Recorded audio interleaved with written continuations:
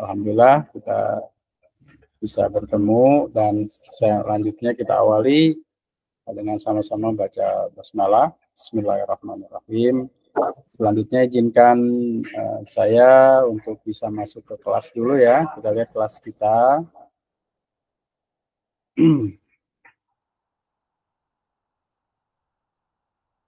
Nah, di kelas kita insya Allah sudah ada materi, karena kita masuk ini sudah pertemuan ke-10 ya kalau tidak salah ya. Pertemuan ke-10 ya, tentang pengembangan sumber belajar berbasis web ya. Jadi kita belajar tentang pengembangan sumber belajar berbasis web. Nah, kemudian materi sudah ada di kelas, tinggal nanti jam tayangnya sekitar 16.25 ya, jadi beberapa menit ke depan, termasuk juga kehadiran. Nah, sekarang kita coba bahas sama-sama tentang model media pembelajaran berbasis web.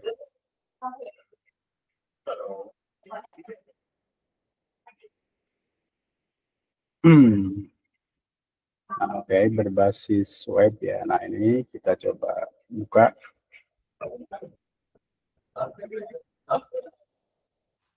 Ya. Nanti insya Allah materinya ini sudah ada di kelas ya. Saya hanya menyampaikan terkait dengan diskusi kita ya. Sebelumnya kita sudah belajar tentang beragam media pembelajaran, namun sekali lagi memang sangat diperlukan kita ini untuk praktek ya, untuk praktek pembelajaran ya. Kalau layar saya bisa terlihat nggak Pak? Pak Panut kayaknya mikrofonnya di off kan ya, diaktifkan nggak Pak? Bisa Pak, terlihat? bisa. Bisa terlihat ya. Nah, jadi selama ini memang kita menggunakan media pembelajaran berbasis multimedia ya, yang sekarang sudah dikembangkan dengan beragam alat ya, termasuk di dalamnya beragam aplikasi.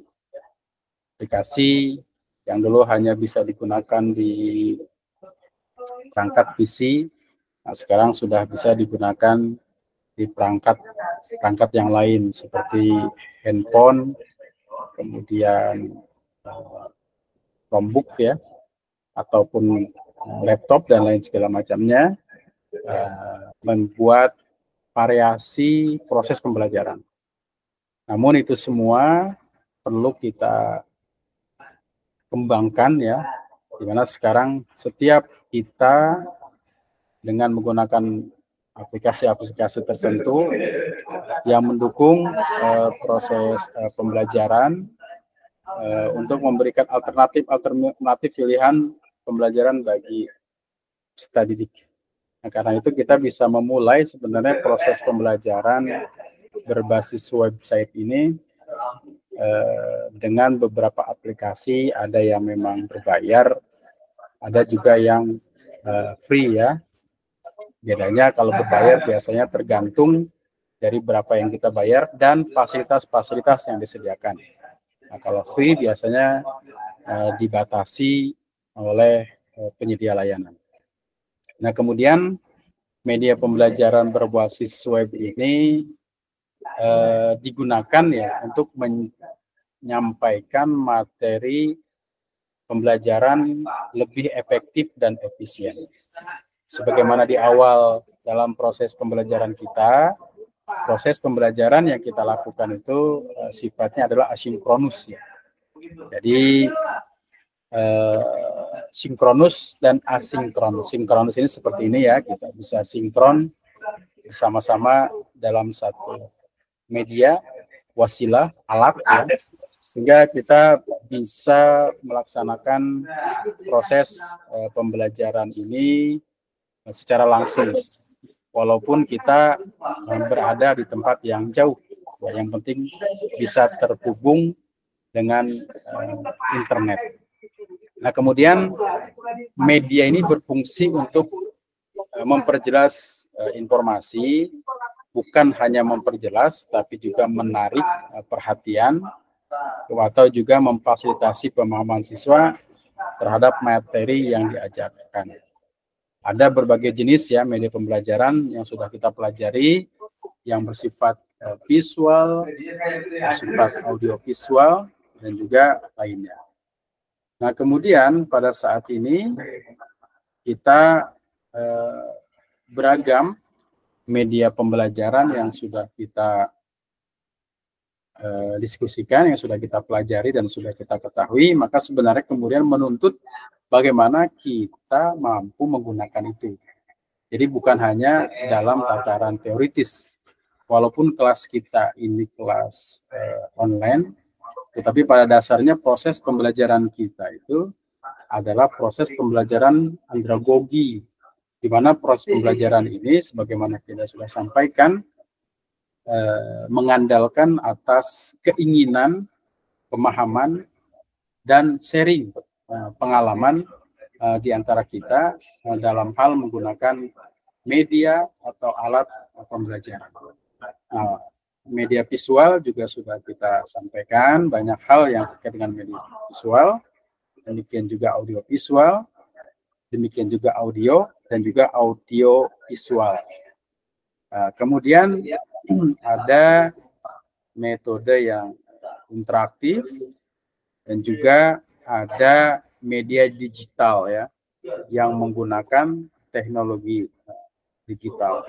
Nah, sekarang contoh saja perpustakaan ya. Perpustakaan ini kita bisa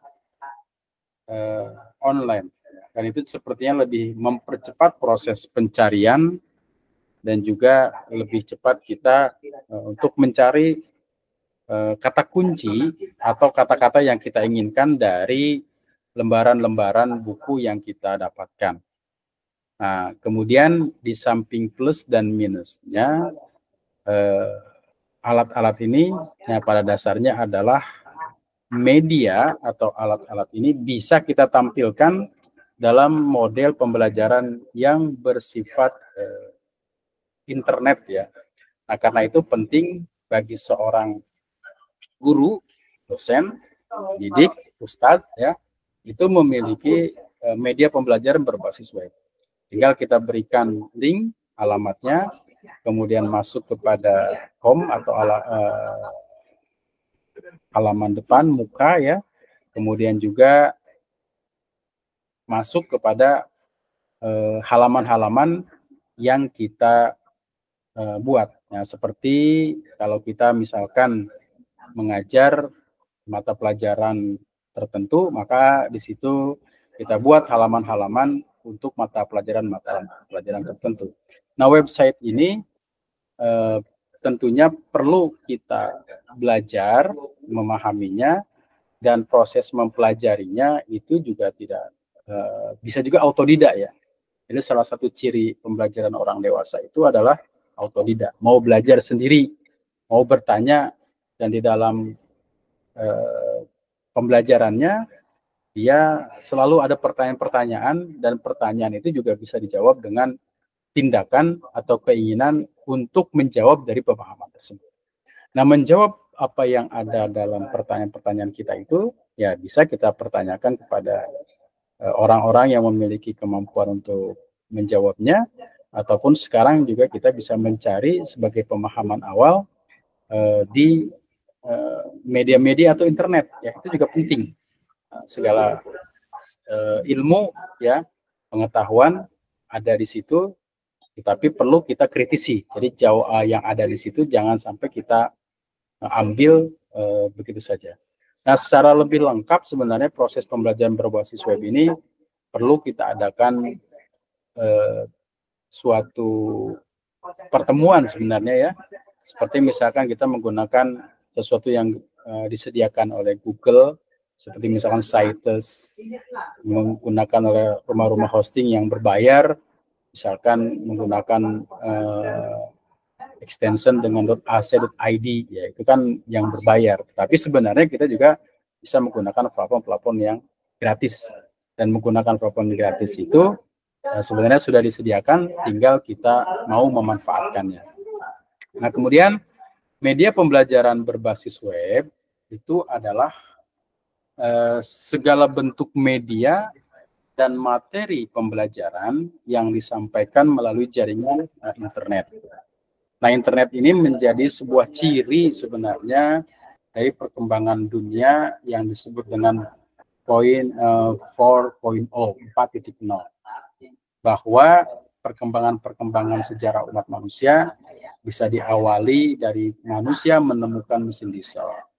Ya, menemukan mesin diesel itu berubah dari manusia yang awalnya bergerak lambat, ya, memindahkan satu pulau ke pulau dengan alat yang sederhana, perahu yang sederhana. Maka perahu-perahu ini kalau kita lihat dari kebudayaan setiap daerah itu memiliki cara yang berbeda, dan itu merupakan bagian dari budaya.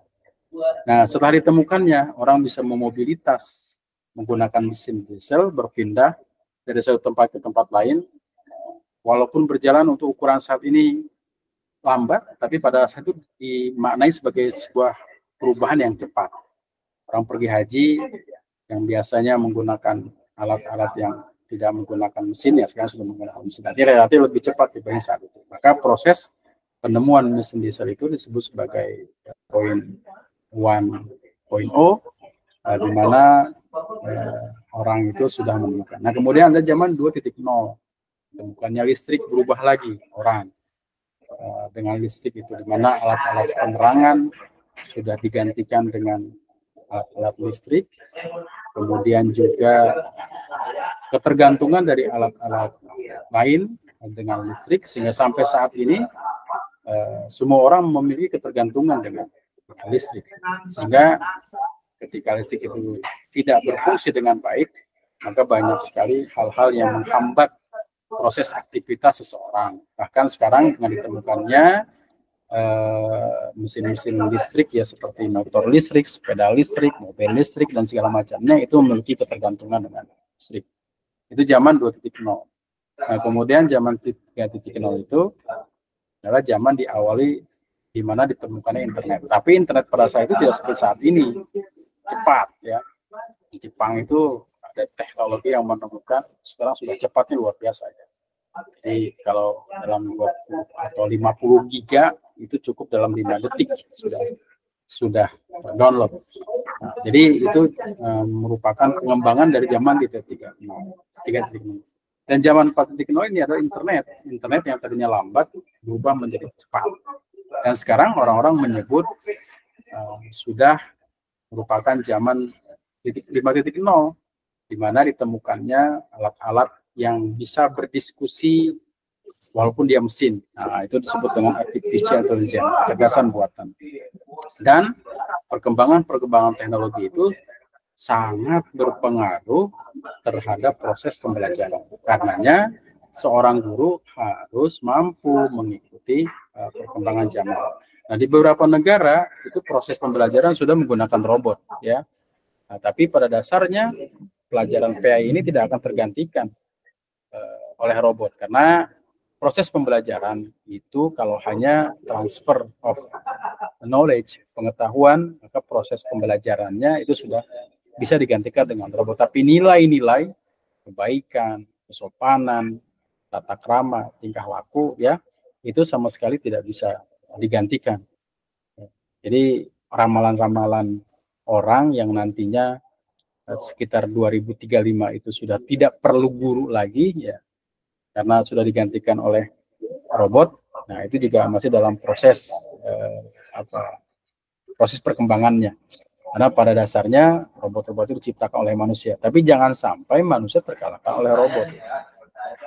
Mereka sudah bergerak, berjalan sesuai dengan arahan-arahan usernya, penggunanya. Dan memang semakin ke depan peran manusia ini semakin berkurang. Nah, karena itu, ya, provider tertentu ya itu bisa mengatakan nanti itu semuanya dikerjakan oleh robot termasuk juga kedokteran.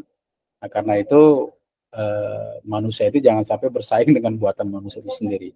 Nah, jadi proses pembelajaran menggunakan berbasis web pada saat ini sudah menjadi kebutuhan.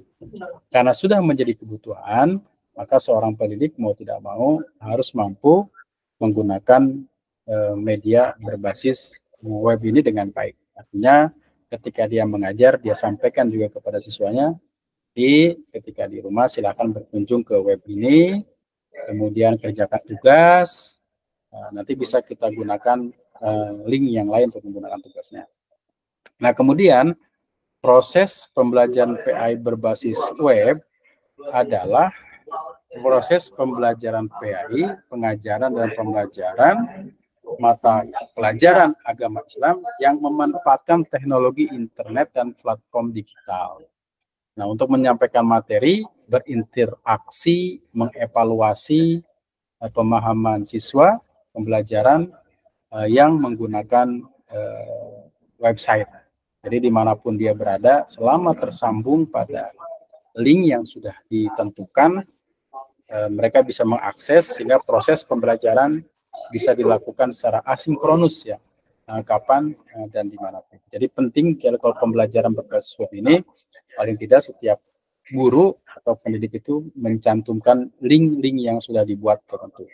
Ada website, misalkan sekarang ini setiap sekolah sudah punya website, setiap lembaga punya website, setiap organisasi punya, karena itu adalah alat yang dianggap representatif untuk menyebar informasi-informasi terkait dengan apa yang menjadi bagian dari tugasnya. Nah, kemudian juga komponen utama website itu yang pertama domain, ya, seperti www ya, alamat unik ya, misalkan sekolah biasanya .ac.id, pemerintahan misalnya .go.id dan sebagainya. Yang kedua ada page web atau halaman web. Nah, ini yang membentuk sebuah website seringkali terus dengan bahasa HTML ya, Hypertext Markup Language. Jadi bahasa teks. Kemudian setiap halaman web itu memiliki URL atau Uniform Research Locator. Jadi memiliki alamat unik untuk mengecek atau mencari sumber-sumber tertentu.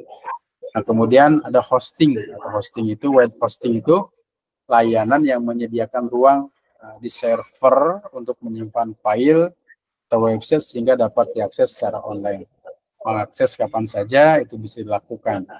Karena seseorang itu biasanya memiliki budaya yang berbeda. Nah, dia mengaksesnya tergantung dari keinginannya ya, bisa siang, malam, sore, dan waktu-waktu yang dianggap pas bagi dirinya untuk bisa mengerjakan tugas, mengamati dan lain segala macam. Kemudian ada konten, ya, misalkan kontennya di website itu misalkan ada gambarnya, ada videonya, ada audionya, atau elemen-elemen lain yang bersifat interaktif ya. Kemudian ada navigator, menu atau halaman atau tautan yang membantu pengguna menemukan informasi di dalam website, navigasi yang membuat website lebih mudah digunakan. Kemudian ada jenis website ini nanti bisa dibaca ya, ada website pribadi. Nah, setiap website pribadi ini penting. Yang maksud proses pembelajaran bagi guru ini berarti guru memiliki website. Ya, website ini digunakan untuk individu ya, atau portofolio atau lain sebagainya. Ada website bisnis seperti perbankan dan segala macamnya, karena tingkat keamanannya pun berbeda ya. Ini sekarang ini memang website ini rawan sekali disusupi oleh virus-virus, oleh orang-orang yang jahil gitu ya, punya kepentingan tertentu. Terkadang memang disadap ya, atau bahasanya dihack ya, sehingga tidak bisa terbuka, dan itu bisa dipulihkan dengan catatan kita harus membayar sekian kepada orang tersebut untuk memulihkannya. Ini hati-hati juga, memang keamanan digital ini sangat penting. Karena itu website-nya juga ada memiliki jenis dari segi keamanan. Ada website e-commerce, ini untuk jualan online. Nah, sekarang jualan online itu sudah menjadi tren ya. Tren itu artinya sudah menjadi tidak bisa terpisahkan dari proses pembelajaran dari proses yang terjadi sampai saat ini, sehingga proses yang terkait dengan belanja lah katakanlah itu sudah menjadi tren dengan online. Sekarang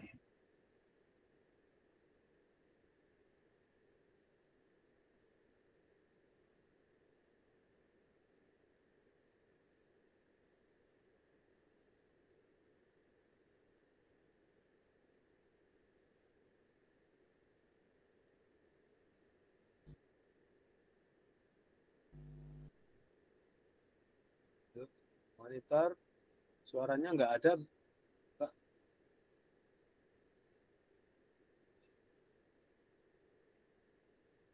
Wah, jangan habis pulsa.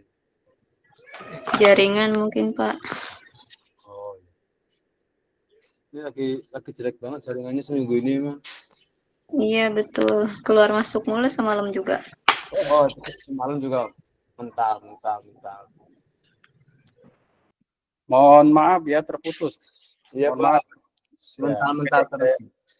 Mental ini saya lanjutkan kembali. Beginilah risiko belajar ya. Saya lanjutkan kembali ya terkait dengan bahasan yang tadi. Sudah terlihat layarnya? Sudah, Pak. Nah, ini jenis website ya. Jenis-jenis website ini juga penting kita pahami karena sangat tergantung pada layanan apa yang kita butuhkan. Tapi terkait dengan website guru, itu yang penting adalah memiliki website pribadi. Nanti di akhir mungkin saya akan tunjukkan bagaimana cara membuat website atau dengan sites ya yang gratis itu. Tapi saya berharap sih teman-teman semua nanti bisa mempelajari dari tutorial-tutorial yang berkembang. Nah, fungsinya ini adalah ada informasi, ada komunikasi, ada transaksi ya. Transaksi bisnis, keuangan sekarang apapun itu bisa dilaksanakan secara online. Ya, jual beli apalagi, jasa apalagi, sekarang perbankan pun sekarang sudah berubah. Kalau kita membuka rekening dulu harus datang ke kantor ngantri, ya sekarang mau siang, malam, jam berapapun bisa kita membuka rekening ya, malam sekalipun tidak ada masalah. Konfirmasinya bisa lewat video call. Nah, ini juga sesuatu yang memang perubahan yang harus diperhatikan oleh seorang guru ya, karena perubahan dunia itu begitu cepat dan kita tidak tahu ke depan perubahannya secepat apa, karena perubahan-perubahan itu nanti akan berdampak pada perilaku seseorang, termasuk juga perilaku peserta didik ya, dimana sekarang ini kan budaya instan sudah mulai tumbuh dari sejak lama. Nah, karena itu bagaimana kita menyikapinya ini merupakan tanggung jawab yang penting bagi seorang guru atau pendidik ya. Nah, manfaatnya cukup banyak ya. Kemudian dalam pengembangan website itu ada HTML yang tadi saya sebutkan, Hypertext Markup Language, kemudian CSS, JavaScript, macam-macam ya, yang perlu dipahami lagi dengan bahasa-bahasa yang jelas ya, karena ini memang memerlukan disiplin ilmu tertentu untuk memahami ini. Nah, ini ada beberapa komponen ya, dari fitur utama dari media pembelajaran berbasis web. Ada Learning Management System LMS, ini yang sudah kita pelajari, forum diskusi dan segala macamnya ya. Kemudian keuntungan media pembelajaran berbasis web ini ada aksesibilitas, fleksibilitas, interaktivitas, kolaborasi ya, dan penghematan biaya. Artinya biaya cukup hemat ya, karena kita bisa melakukan proses pembelajaran dengan waktu yang sama dari beragam tempat ya. Artinya kita memerlukan ongkos untuk datang ke satu tempat untuk melaksanakan offline. Terkait dengan plus dan minusnya, tentu pada dasarnya proses pembelajaran berbasis web ini juga bisa membantu. Nah, kemudian banyak sekali tantangan-tantangan ya, termasuk juga dalam tantangan berbasis web ini kita harus memperhatikan niat dan tujuan yang ini penting. Ini ada etika, ada praktik yang etika berbasis web itu seperti pembelajaran online kita ini memang harus memiliki etika ya. Masuknya, buka kameranya, off kameranya itu juga benar-benar harus memperhatikan. Terkadang dalam proses pembelajaran berbasis online atau etika ini memang terkadang tidak diperhatikan secara baik. Juga ada menghormati waktu dan ketentuan adab ya dan berkomunikasi macam-macam ya etika-etika yang perlu kita perhatikan. Nah teman-teman sekalian ya saya coba menunjukkan misalkan menggunakan website yang gratis gitu ya, yang menggunakan ini bisa dijadikan oleh teman-teman semua seperti saya misalkan ini menggunakan Cytus. Nah Cytus ini sebenarnya ada di website di setiap akun Google ini untuk kita buka ya. Nah ini saya menyimpan beragam kepentingan di sini ya, termasuk kegiatan-kegiatan kemasyarakatan di sini, termasuk juga saya menyimpan perpustakaan di sini ya. Ada pustaka. Nah pustaka ini bisa diklik semuanya ini. Nah, di sini bisa diklik. Nanti di dalamnya ada perpustakaan kitab ya, ada kitab terjemah, ada kitab kuning gitu ya. Dan ini tinggal klik saja, nanti akan terbuka beragam kitab ya. Ini saya sudah buka, siapa saja bisa melihat dan bisa mendownload ya. Nah, katakanlah misalkan kitab kuning ini kita bisa lihat ya, di sini ada macam-macam kitab. Misalkan ada kitab Fathul Mu'in ya 12 jilid. Ada Kasyifatus saja ya, ini ada 3 jilid. Ada terjemah 8 imam hadis ya, ini kita buka misalkan. Nah, jadi website atau yang gratis pun sebenarnya bisa kita manfaatkan secara maksimal untuk proses pembelajaran. Ini ada 8 kitab ya. Kita misalkan klik Sahih Bukhari jilid 1, jilid 2, ada 3 jilid ini ya. Ada Sahih Bukhari, ada Sahih Muslim, ada Sahih Al-Muwatta, ada Sunan Ibnu Majah, ada terjemah Sunan An-Nasai, terjemah Abu Dawud ya. Ini ada terjemah Ahmad. Misalnya kita Abu Dawud kita klik. Ini kitab-kitab ini bisa kita akses ya untuk proses pembelajaran ini terjemahnya. Tapi sebenarnya kitab aslinya pun ada, bisa kita cek misalkan kitab di sini ya. Ini terjemah. Tapi pada dasarnya ini hanya sebagai contoh untuk bagaimana kita bisa membagi perpustakaan ya dengan menggunakan model pembelajaran berbasis web. Seperti misalkan di sini ada kitab ya, Al-Um Asy-Syafi'i, ini ada 9 jilid. Nah, kita klik di sini. Nah, ini bisa dilihat oleh teman-teman semua kalau memang memerlukan ini ya. Karena saya simpan di drive saya dan saya bagikan agar teman-teman semua itu bisa melihat, menjadi referensi. Nah, ini salah satu contoh penggunaan website ya, berbasis untuk pendidikan. Ini ada kitab-kitabnya. Kayak bayangkan kalau kita membeli kitab ini berapa juta gitu kan dalam beberapa jilid. Tapi kalau kita menggunakan yang sudah ada ini, tentunya bisa lebih murah dan kita bisa berbagi satu sama lain. Nah ini ada, jadi cara membuatnya itu adalah secara sederhana nanti memang ini perlu pelatihan kita dan setiap guru ini memang perlu untuk memiliki ini ya. Kelihatan nggak layarnya nih? Nggak kelihatan ya? Ada Pak, kelihatan. Layarnya terlihat nggak? Ada Pak, ada. Ada ya, biar terlihat ya. Misalkan biasanya kalau misalnya kita membuat situs itu kita lihat aja layar 9 ini. Atau misalkan kita mau membuat situs ini kita klik tinggal Google Situs aja, Google sesuai dengan akun masing-masing gitu ya. Berbasis web ini yang free. Nah ini yang kita klik Tinggal kita klik, kita buat. Nah, nanti ini kita membuat di sini ya. Klik, ini situs kosong, nanti kita publiskan. Kita kepentingannya misalkan kita buat namanya siapa, ya. Nanti kita atur di sini, ya. Sehingga nanti kalau penyingkat link juga bisa menggunakan Bitly dan macam-macam itu ya, ada. Dan saya berharap teman-teman semua coba mencari di YouTube bagaimana cara membuat Google Site ya, sehingga Google Site itu juga bisa dimaksimalkan untuk proses pembelajaran. Nah, ini paling tidak ya, kalau kita memang menggunakan berbayar itu memiliki kendala, maka kemudian kalau kita menggunakan yang gratis pun sebenarnya sangat memungkinkan.